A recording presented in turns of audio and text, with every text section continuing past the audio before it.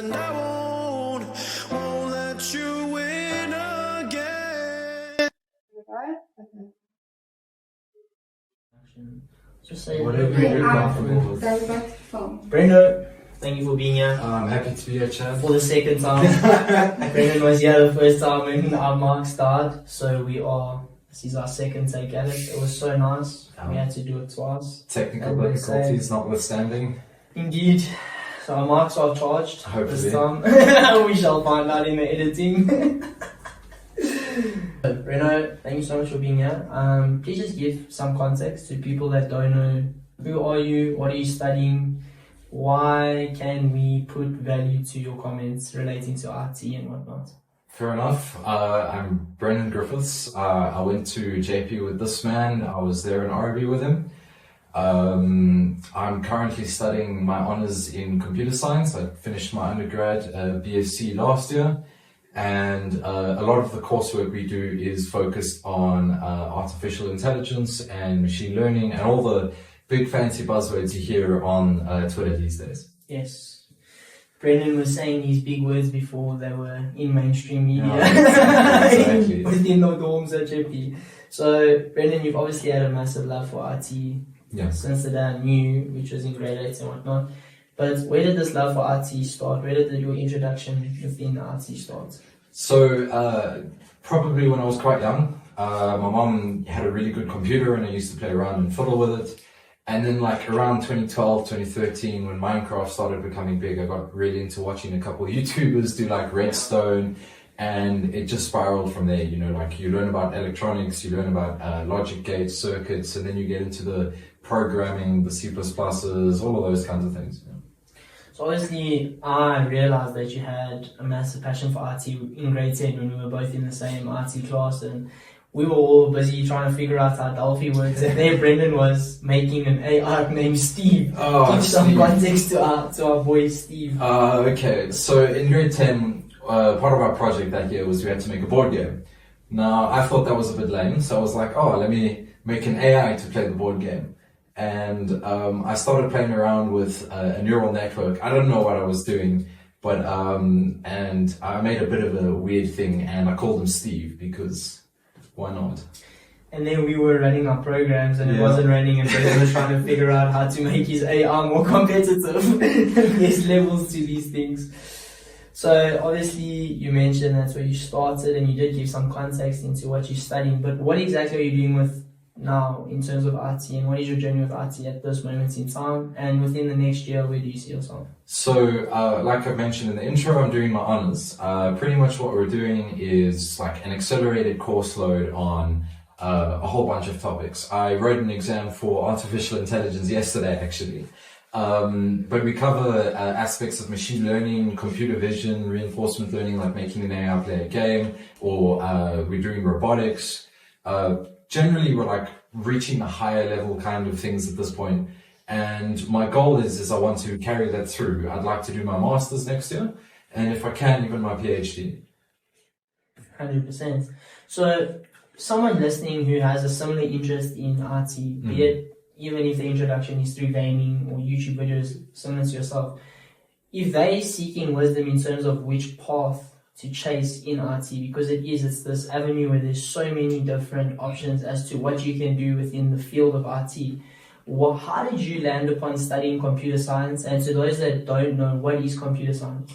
So computer science is probably the easiest way to explain it is the why computers work. You know, like when you hear about things like ChatGPT or even just like doing normal math on a computer, what we do in computer science is like the fundamentals of that, how that works together. And as a consequence, it's a very math heavy degree, right? So the first 2 years you're doing a lot of math courses, and then even in third year in honors, you're still doing math. So my suggestion is like, if you like math and you enjoy IT, computer science is a great pick. You can get really stuck into it. You'll learn some really cool stuff. But if your math skills are not great and you still want to get into it, you're not completely locked out.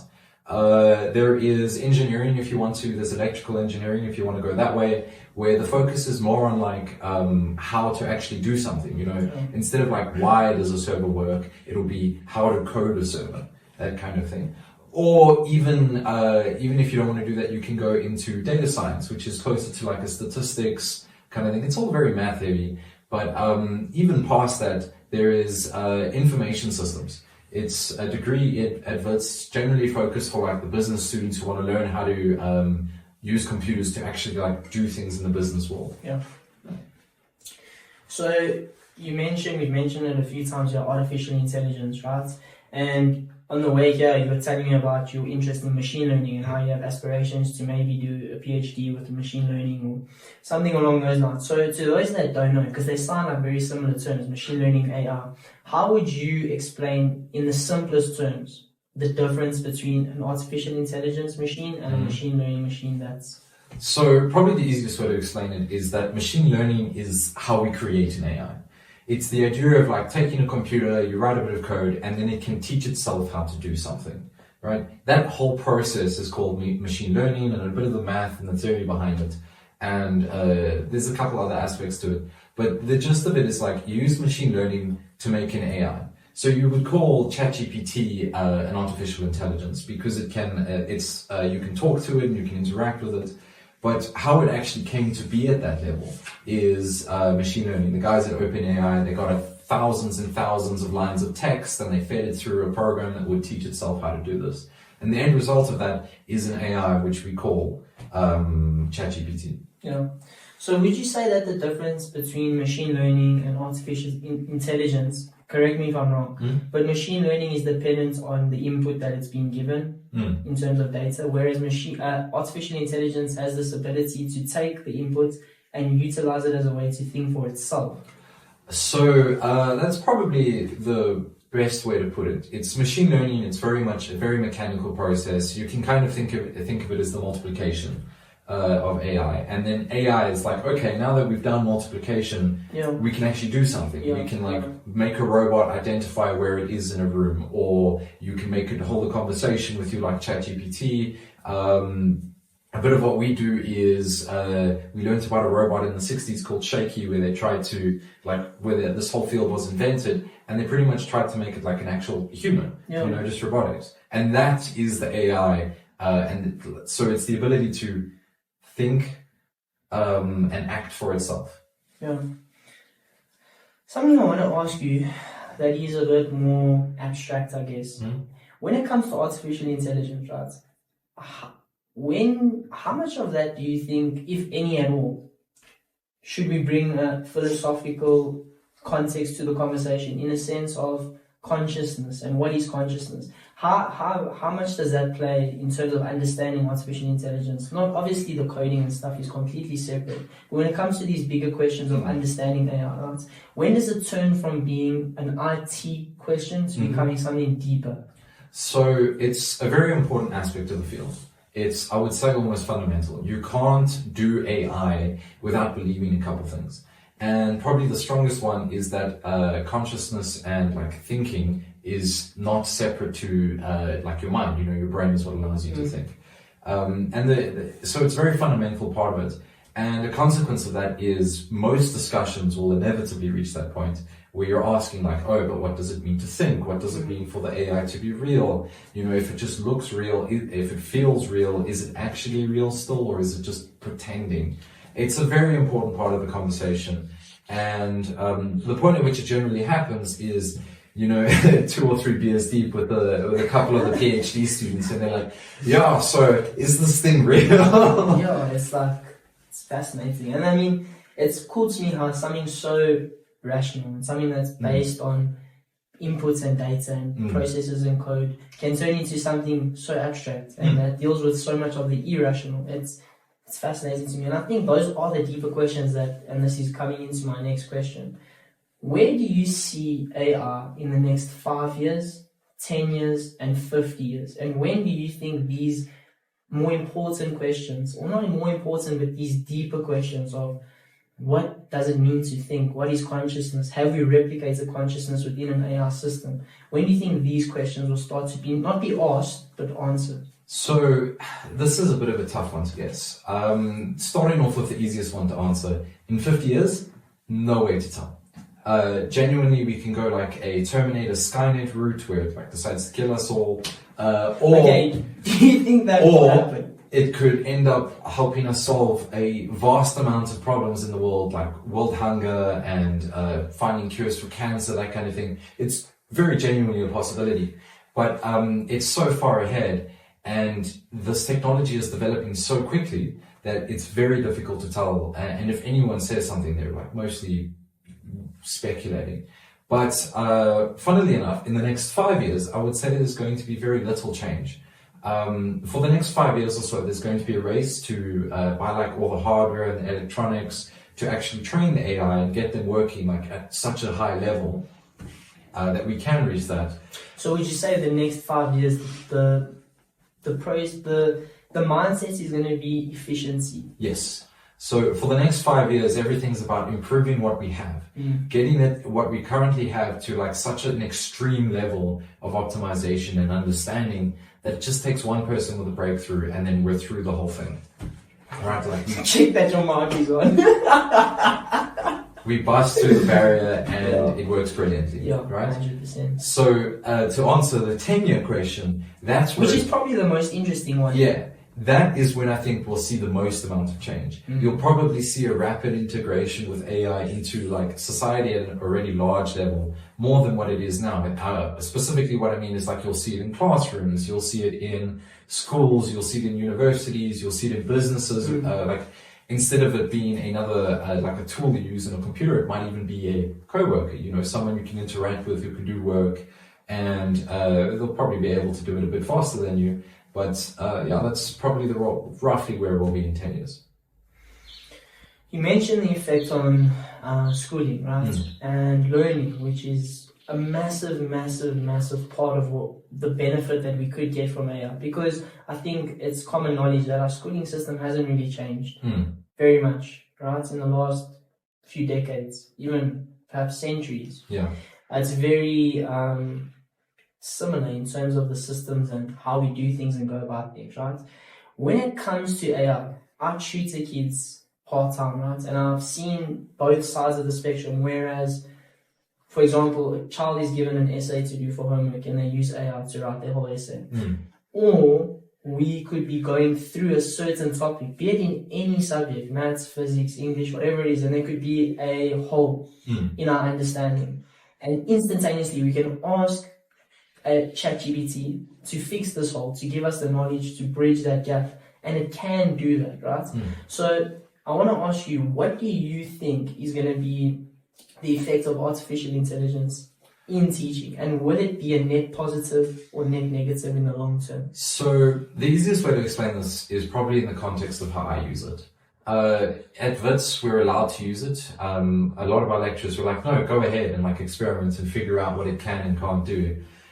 So the thing is we've been given a lot of leeway about it. You know, we're allowed to use it for these kinds of things. And what we've discovered is that it's most useful when you're asking the questions like you described. You know, when you're missing just one brief little thing and you can ask it and you can query it and you can be like, oh, but I'm actually thinking about this instead of that. And it's a lot more, like a lot more responsive. And I think that's where it's most useful. In terms of like replacing the idea of writing essays, I think it struggles with that, or that's probably a bad thing, because what it will end up doing, it ends up weakening the skills of students to perform those kinds of tasks, and they rely on it as a crutch. But in terms of like having an educator or a teacher that's there, that you can ask them questions and they'll respond instantly, that is a huge amount of net benefit almost immediately. I think teachers stand to gain a lot from it, because one of the biggest issues is there are 30 people in a classroom and only one teacher. You know, like not everyone can get the time they should with that educator, and they suffer for it. So ChatGPT can fill that role very well. And I think in that regards, it'll be a massive success and can help schooling immensely. However, if it's not watched and regulated and monitored in some sense, students will start to just use it as a replacement. Yeah. I don't need to write an essay, ChatGPT will do it for me. And then they're not actually learning why the essay is useful, which I think is rather disappointing. Good. So yeah, completely agree. So pretty much what you're saying is that the determining outcome of whether it's going to be a net positive or net benefit rests upon our shoulders and how we utilize it. Absolutely. End of story. Yeah. Would you say that even in the context out of education, AI just in general, within every field? 100%. Something to remember is that these things are fundamentally just tools. You know, at least at the moment. In 10 years, we might be having a different discussion. Yeah. But right now, they're best used in the same way you might use a screwdriver. You know, there's a specific way to use it, and if you use it that way, it'll do brilliantly. But if you try to hammer in a nail with a screwdriver, you're not going to get very far. You mean you can probably do it, but a lot more effort than is required. And that carries through in any context. In a business, you know, if you just rely on ChatGPT to do your data analysis, you know, you ask it, you give it a database and you'll be like, tell me things. It'll probably give you some useful stuff, but it won't be able to dig out the nitty gritty and the real key factors. And so fundamentally, it's always going to be about how do we as humans use it. Yeah. And then we mentioned earlier, off conversation, but we mentioned that we were, recently watched Oppenheimer. And I find it fascinating how during that time period, with the discovery of atomic energy and all the possibilities that it had, right? How it had this very similar to artificial intelligence, where there was this great unknown in terms of whether this is going to be the thing that can help us immensely or can ultimately end and lead to our downfall. It really was that, right? So let me ask you a bit of a darker question. If you were someone who had malicious intent, do you believe that AI is a tool that could be used? And if so, to what effect? I hate to say this, but yes. It could. I think as a tool, it's very easy to exploit and... Could you give an example? Probably the easiest case is misinformation. If you're able to get ChatGPT to spread a piece of information, you know, like you put it in its database of things it knows, and that thing can be like, it can be as harmless as the sun is blue instead of yellow, or it can be as awful as like... This becomes a very serious problem when you mentioned when we start to supplement critical thinking and just use artificial intelligence. Oh yeah, because absolutely. then we're going to base our understanding, our knowledge, the way we view life on what is told to us and dictated to us through systems like AI. And this is obviously going to be way ahead in the future. I don't think this is in the short term or even in the medium term, but I think that's what's so important. We cannot just rely on artificial intelligence solely on its own. We need to utilize it as a tool, like you said. It's got a lot of room for misuse, and it's very easy to get people to trust it too much, right? Because these things, the way they work, it's a bit difficult to explain, but they don't actually know things the same way we know things. And very often what can happen is it can just invent something. And if you take that as fact, that invention, then it can lead to a lot of poor consequences. You know, you might, it might be as simple as robots are, you know, jumping to a red robot is not a bad thing, right? For whatever reason, it might think that, but the truth is like, ostensibly, that kind of behavior is dangerous. And if you rely on these machines without some form of critical thinking, like, okay, but are you sure about that? Or is that really true? Then you're always going to run into this kind of situation where you trust it too much and it will lead to awful consequences. So it's this balancing act. And like you said, there's no way for the AI system itself to recognize misinformation. At least not at the moment. I think a large part of the current room for research is something called alignment, which is this idea of how do we get AI and ourselves to be talking along the same path. And part of that is how do we get AI to recognize when it's saying something that is not correct or misinformation, and how do you correct, and how do you do that without like explicit censorship? How do you say, no, you just can't talk about this? You know, how do you give an AI kind of... So true. And it's also, what I also find fascinating is, I loved your answer to what would a malicious person use it for, because I think to some degree AI is perhaps not AI as a system, but social media and the algorithms behind social media, they do that. They tend to benefit off the the diversity in today's world, be it political diversity or the mindset, and you can push a political agenda through these systems. Absolutely. And that is not in 5 years, 10 years, that's happening right now. I saw a thing the other day, I won't mention names because I don't want to get political, but someone asked to write a poem on political leader A and political leader B. Yeah. And it was vastly different in terms of the way the system itself, ChatGPT, the system, viewed these political leaders. So you need to ask yourself, where does that... So that kind of behavior comes from one of two places. Yeah. Either the overwhelming sentiment between A and B is that different, that the most things people say about them are like that, in which case when you train it, it will learn that behavior. But the more likely candidate, in quite honesty, is some sort of agenda on behalf of the company that is, or the organization that is building this AI. You know, if they believe something, of course they're going to give their AI that same belief. Yeah. And it can result in situations where sometimes it just... There is no objectivity. Yeah. It becomes, especially because it has no capacity to identify it itself. It can't form its own opinion. And that is the thing, because AI is going to be used in such a widespread manner. How many, Brendan, let's be real, how many parts of daily life are subjective? I mean, it's... A large part of it. So there is going to be some subjectivity in terms of an AI and how it delivers information and whatnot. So I think, let's end off with this. Net positive, net negative, based on what you know about AI now. Within 50 years, one day when we're sitting on the Faithful Chat podcast, hopefully we'll have a better studio by then. Do you think, knowing what you know now, there will be a net positive or a net negative? Studying what you're studying and being in that role, what do you think? I think it will be a net positive. Our current trajectory is that we understand, a lot of the researchers and a lot of people doing this understand these issues and are sitting there and are like, okay, but how do we approach this correctly? And it's also why for the next 5 years, while we're running this, while we're trying to find the way to do things, we're also going to try find the way to do them properly. And I think overall, we're in a really good space. It's got potential for disaster, but I think a lot of people are on the right track at the moment to try correct it. Yeah, and I think that right track, what's given us that direction is this humility that we actually don't understand AI. And I think we have to, as a society, as a world, recognize that we've never had something so powerful. And as such, we have to be very cognizant of how... But then I remember in grade 9 when we were watching that documentary that I think now has like over 50 million views.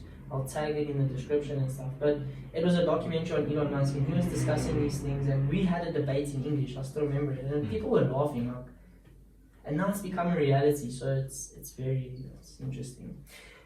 So in saying that, Brendan, what is one thing that you want to achieve in the IT world? So, a bit of a difficult question to answer. The one thing I'd like to do is there's a bit of an open problem in computer science. It's the P versus NP problem. I won't really explain the details here. Don't, because you'll be wasting your time. Because I will not understand it. I would really love to contribute to solving that in some capacity. Okay. That is like a very high level though. In terms of a practical one, what I would like to do is I would like to get robotics into the commonplace. So the way we use ChatGPT at the moment is I'd like to get some form of self-learning robot in that kind of capacity. You know, maybe it's just to do meaningless tasks in a room, you know, like help clean up, or even something as like searching for a cell phone. I think it could be I think there's a lot of room for that, and I think we're at a really good precipice for achieving it. We're very close to getting that kind of thing. And I'd love to do something along those lines. Okay, and then in terms of an icon, someone who you've looked up to, can be in any asset, any sphere of life, right? Who is that person? Who is someone that you strive to be? So I'm revealing my nerd colors even more than I already have here. But there's a man, his name is Alan Turing, and he invented the field of computer science. And he did that when he was about 26. And then in World War II, he went on to help crack the Enigma machine and its code. And he did some incredible work, and he's absolutely changed the face of the world. Everything about the 21st century we can pretty much say thank you to him. And I've really admired him for like the work he's done and what he's put together. And I know he died nearly 100 years ago, but I think if I could do something that is 100th of the level he's done, I think I would have helped humanity as a whole in a very meaningful way. And I'd love to do something like that. Sure. And that's the thing about like going into a space where you're in STEM in some form. Success in your field means ultimately success for humanity, because you're making these discoveries that can be used to, you know. So it's good on you, Brendan. Good on you. Okay. So we obviously met at JP. We mentioned that a few questions ago. I just want to know, what is one thing that JP taught you? So I don't know if it was JP the school or being at JP that taught me it. But probably the most useful thing is surround yourself with the people who like you trust and inspire you. I was in a really tough place in high school. I was struggling with a few things, and meeting you guys at RB and Vincenzo, Reynard, Tando, Josh, all of them, you guys helped me in more ways than you could possibly realize, than I possibly could realize. And I think probably the most useful thing about JP is that that's the exact thing JP wants to do. Like almost everyone I've spoken to has, if not an identical, but a very close story of finding people that they know they can trust with everything in their life. Yeah. And that's also cool. It's like, I remember in grade 8, we had this thing where everyone was homesick at hostel. So Mr. Hammond came and spoke to us, and he said to us something I'll never forget. He's like, the biggest thing that JP could give you is in the boys that sit next to you, because every single one of these guys has something to teach you. And that stuck with me. Like, the thing I love about JP so much, yes, there's cool places, there's cool monuments, there's cool war crowds, but it's the boys themselves that make the school and the memories you make through those boys. So, great answer, Brendan Grafman. What is the best moments of your life so far? Oh, that's a tough one. I graduated quite recently, and that was highly successful marks. With very good marks, yes, and I was very proud of that moment, because getting a degree is something I was very proud of. In terms of something more simple, as part of that degree, we had to do a project, a big project, and my team ended up coming first. We had the best project in the entire year, and the day we won that, it was an incredible experience. There were 4 or 5 of us, I can't quite remember now, and we weren't even sure what was happening. We knew we did a good product, and we're like, yeah, we did really well, but a lot of other people did some really cool stuff as well. So when they called our names, it was just like, what is happening? This is genuinely incredible. And just having like someone acknowledge the work you've put in is an incredible feeling. So it was probably that. Awesome. Okay, and then to the opposite of that, what has been the worst moment so far, and what did you learn from that? If someone was going through a similar situation, what advice would you give to them? Probably the worst moment of my life was in grade 9. JP has the copy obviously, and I was on there one afternoon, and these guys came and spoke to me. I won't say more, but it was not a pleasant experience. And pretty much I walked out of there, I don't want to say the lowest point of my life, but it was a very low point, and within a day, every single one of you guys had like turned around and said, no, we need to help this man. And you did. And like just the friends in hostel, all the way through that, like you've done an immense, you guys have helped me so much, like I genuinely can't put words to it. The reason why I'm smiling is because like, Brendan, you're making it sound like you're a very broken man. You're not broken. I think we just recognize that in that time you needed us. And I can say with confidence that in the times where I needed you, it was there. So, yeah, great answer. Now we go to the last 2 questions. Personally, my favorite 3 questions. Number 1, what is the best advice someone's ever said to you, and who was that person? So, I can't remember who explicitly, but it was constantly repeated throughout JP. and it was this idea of perseverance and grit. And the worst thing you can do for yourself is just not do something. Just give up and like, don't even try. And everything about JP was like, no, you know, meeting you guys, going to ROB, even that moment of my life, if I had stopped there, my life would have been incredibly different and incredibly worse. So the one thing I could say is probably just don't give up. It may feel awful, you may be in a terrible position, you may hate everything about what you're doing, what you're thinking, everything about yourself, everything about the people around you. The worst thing you can do is just stop. What did Winston Churchill say? He said a lot of things. When you're going through hell? Keep going. Very true, Brendan. Okay, who gave you the worst advice? You don't have to tell us unless you want to throw some shade. I don't think I've been given anything particularly bad, but probably the most useless advice I was given was don't worry about it. You know, like sometimes it helps to worry about something in particular. You know, if you're worried about a test, in those situations I'd say, yeah, then you don't have to worry about it. But when you're worried about something like your future, when you're not sure what you want to do, when you're kind of like, oh, you know, do I want to study accounting? Do I want to do computer science? Do I want to go play golf?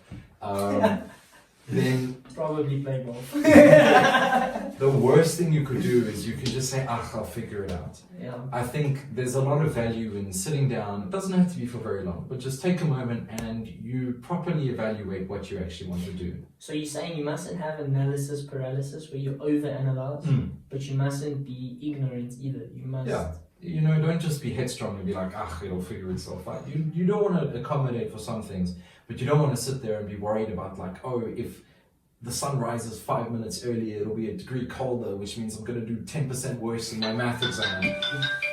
That kind of thinking will get you nowhere. Yeah. Okay, so last question, Bruno. You can say that, camera. You know this because this is your second time appearing on Sure, yeah, let's hear it though. What advice, Brendan Griffiths, do you wish to give to others? One thing I'd probably say is don't give up. You know, when you're writing an exam and it's going miserably and you've no idea what you're doing, just put something down on the paper. When you're in the middle of a hockey match and the other team is just steamrolling you, don't just walk off the field. Like, that is the worst thing you can ever do for yourself. So probably just keep going. It may feel awful, you may sit there and you may hate it, you may hate everything about what you're doing, but in 2 years from now, you're going to laugh about it. Or you're going to say, wow, that was a hell of a turnaround on that hockey match. Eh? We went from 3-0 to 4-3. Or, I just passed that exam, but we walked out of there and all of us laughed because it was the most insane thing we've ever written in our life. And if you sit in a state of saying like, oh no, I can't do this, you're never going to have that kind of experience, and you're never going to be able to genuinely enjoy even the worst moments of your life, and you're never going to extract the full value out of it. So I would say, don't give up, sit down, put in the effort, graft, and you'll make it through. Great answer. A question has just popped in my head and I do want to ask it to you. Sure. Right? So if you need some time to think about it, it's okay. What is the one word, right?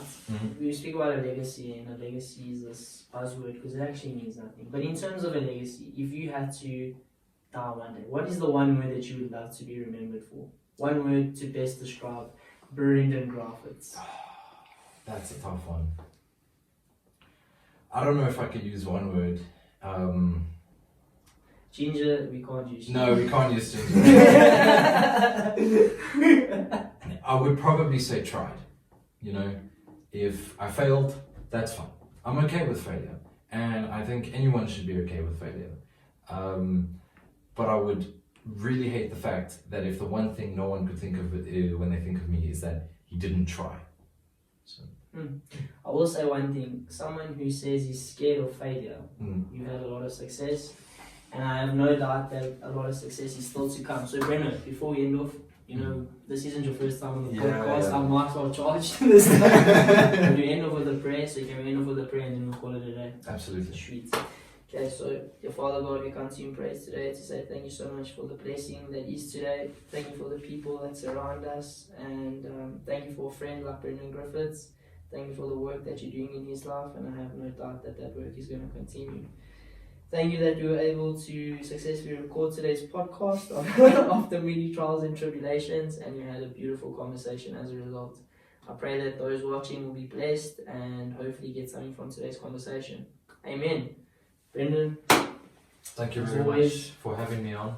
it's been a It's pleasure. great. Next time you can come on for the second time / third time. Yeah, we'll have a third camera and working mics. Hopefully, we won't have to break into the studio.